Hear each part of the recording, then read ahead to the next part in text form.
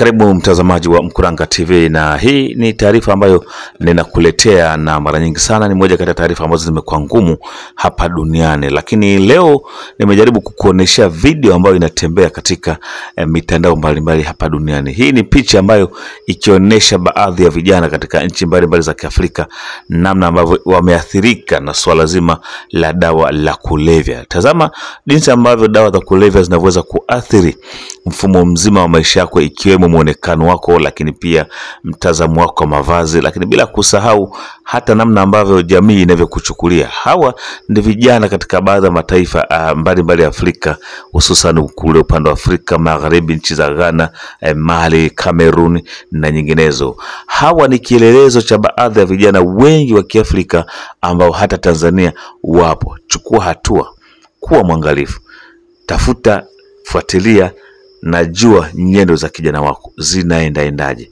Usione shida kuongea na kijana wako, kwa sababu mwisho wa siku maisha haya yanakuhusu kwa namna moja ama nyingine.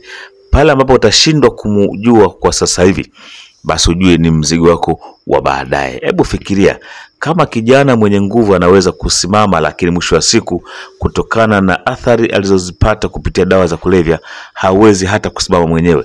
Kijana ameinama, lakini mwisho wa siku kama hawezi kujua nini atakifanya, ujue kwamba hiyo ni hatari na imefika kwenye hatua ngumu zaidi. Bwana, jitahidi sana kuchukua nafasi kama mzazi, jitahidi sana kuchukua nafasi kama mwanafamilia, lakini pia kama Mtanzania ambaye unapenda nchi yako, kuhakikisha kwamba unanusuru tatizo zima la dawa za kulevya. Ona jinsi ambavyo nguvu kazi inavyoharibika. Shukrani sana.